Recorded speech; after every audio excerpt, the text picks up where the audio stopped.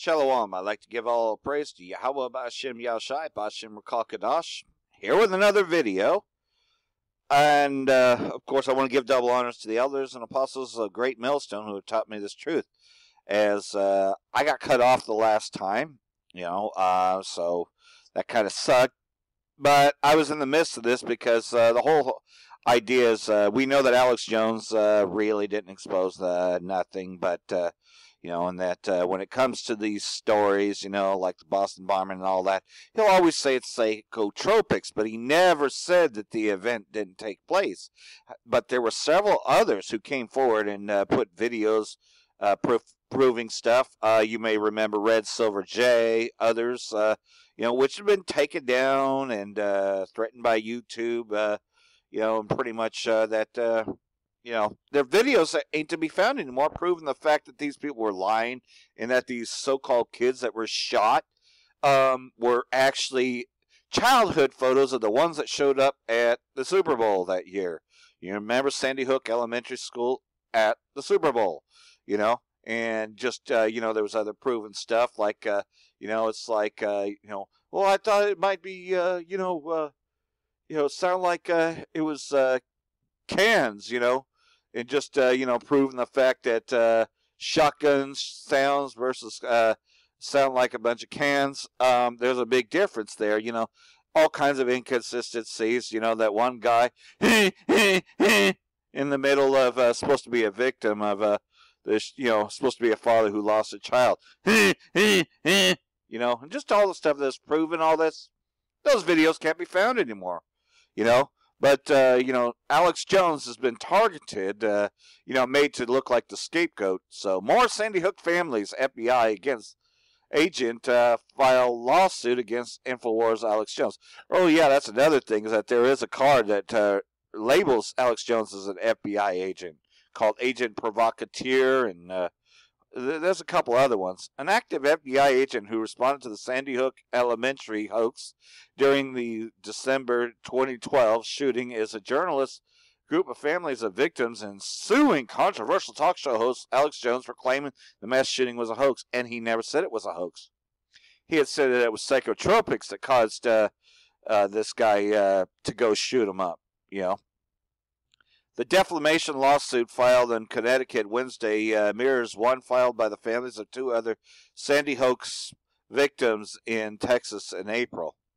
So, again, we could just see, though, that, they're going after truthers. While the nation recoiled at the terrible reality of the shooting at Sandy Hook's elementary schools, Alex Jones saw an opportunity, said attorney Josh, and this whole thing was nothing more than a hoax, but Alex Jones wasn't the guy bringing it out.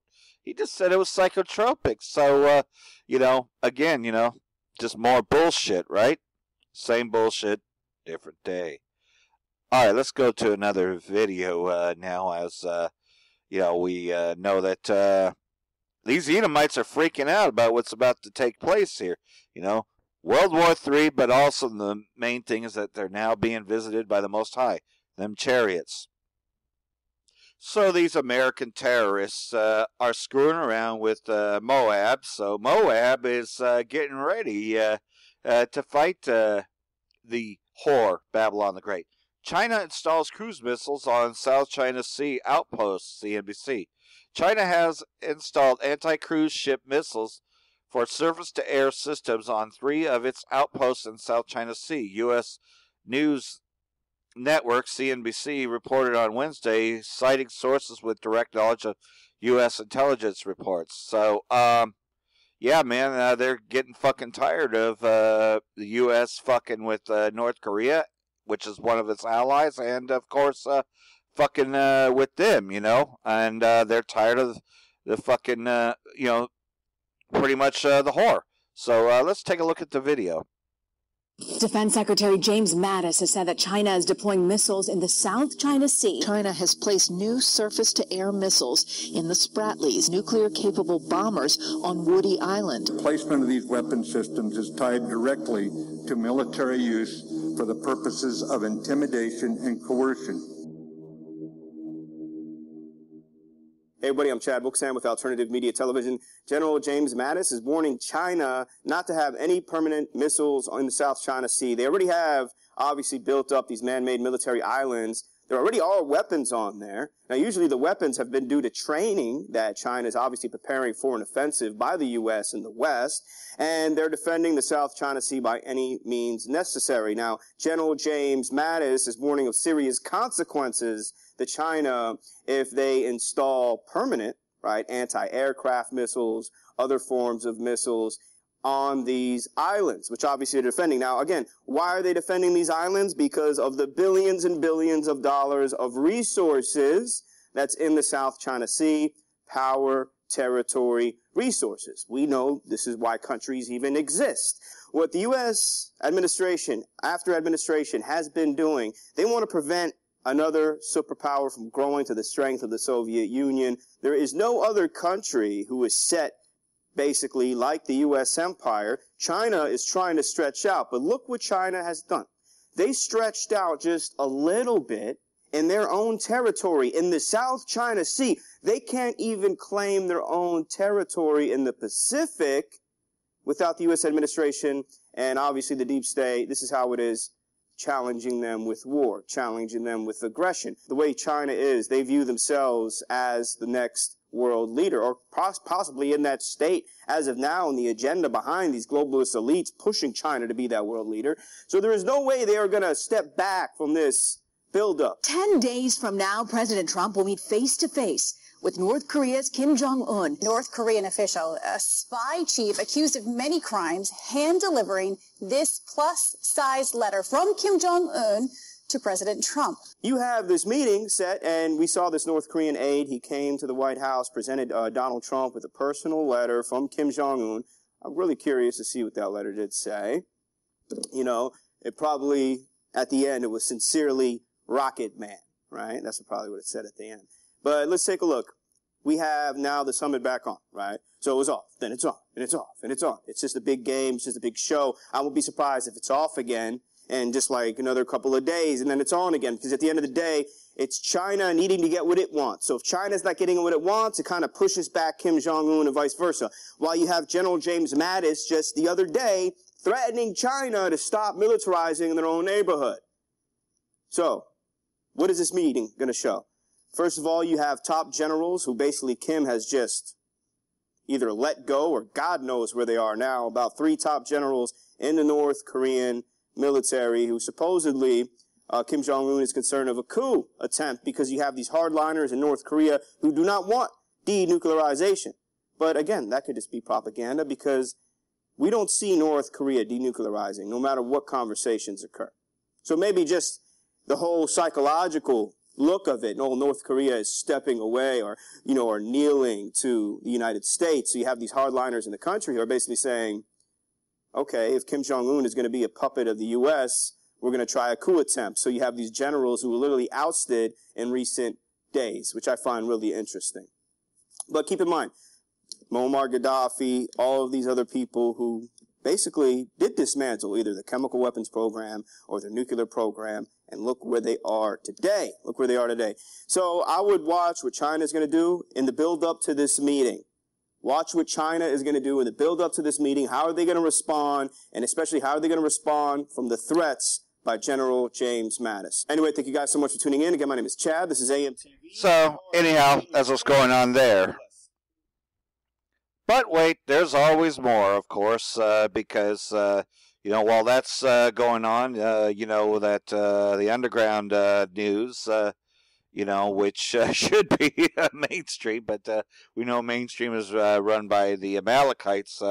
Dabu 7 has put together another video about what's happening, because we know as well as anything else that these tariffs, these taxes, are meant to hurt the middle class, which I've been talking about as I teach out there on the streets. You know that the middle class, they really don't want the middle class at all. They just want either, you know, pretty much the rich and the poor. That's all they want, rich or poor. You know, just like the Revelation chapter 13 goes. He causes all, both small and great, that's rich and poor, to receive the mark. That's what this is all about. So here's Dabu 7. Talked about the issue in California when it comes to the money situation, the middle class, housing, and a lot of issues all the way around. And believe it or not, this 848 square foot home on Plymouth Drive in Sunnyvale, California, which was in the poor part of town versus, say, Mountain View back in the 90s, it was listed for $1.45 million, and it sold within 48 hours for $2 million. They're paying, which you can see right there. And because of this issue in California, it has caused this massive exodus. Now, what they're trying to say is that the new homes and the new laws that have been put into place are trying to get people to buy new houses. People are saying they just can't afford it when what I just showed you goes for $2 million in California in this one area. But there's been all kinds of reasons that people have cited over time. The growing homelessness, wildfires, earthquakes, the politicians that seem to do some of the craziest things imaginable. But they're saying for most families, the decision to leave California comes down to just one basic factor, and that is money. They're saying that it's not just the housing prices that are driving this exodus. They're saying punitive taxes, more than twice as much as what some other states are paying, are eating away at disposable income. Nearby, Arizona's income tax rate is 4.54% versus California's 9.3%. While the new tax bill may even accelerate this exodus. So you can see what's going on there. And gas is almost $4 a gallon here. So anyhow, going to continue on about the Guatemala volcano, and and probably end this video because it can only be up to 15 minutes.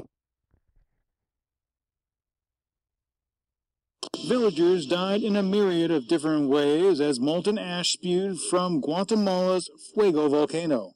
AP correspondent Mark Stevenson explains. Several of the stunning images are the myriad ways in which people died in this eruption. Some were burned to death when buildings were set aflame by fast-moving flows of lava, clouds of ash, and then the most terrible thing is that the ash mixed with water and sent flows of what appeared to be steaming mud down the river valleys and down the creeks. Evacuations in Guatemala have increased to affect 3,200 people. 300 of them were rushed away for treatment, and authorities say with about 2 million people living around the volcano, the number of dead and injured is likely to rise. Guatemala's disaster management agency says at least 25 people are dead after a volcano erupted Sunday near Guatemala City, spewing molten lava and covering nearby villages in thick smoke and ash. Disaster officials said the eruption has affected more than 1 million people, with 3,100 evacuated from areas around the volcano and 20 injured people taken to health centers. Crews are assisting people You can call them FEMA centers. Tenango provinces and carrying out search operations for people who are missing. It's a river of lava that overflowed its banks and affected the Rodeo village. There are injured, burned and dead people, National Disaster Coordinator Sergio Cabanas said on the radio. We are evacuating and rescuing people. Fuego is located about 44 kilometers. Yep, taking them to FEMA camps. Guatemala City, and is close to the city of Antigua, which is a popular tourist destination. David De Leon, spokesman for the National Disaster Prevention Authority, said about 300 people from areas near Fuego have been evacuated. La Aurora International Airport was closed because of the threat to planes caused by the ash. President Jimmy Morales was to hold a news conference late Sunday, while officials were telling residents in the area to remain calm. Yep, just remain calm. They'll take you to your nearest FEMA camp. Shalom until next time.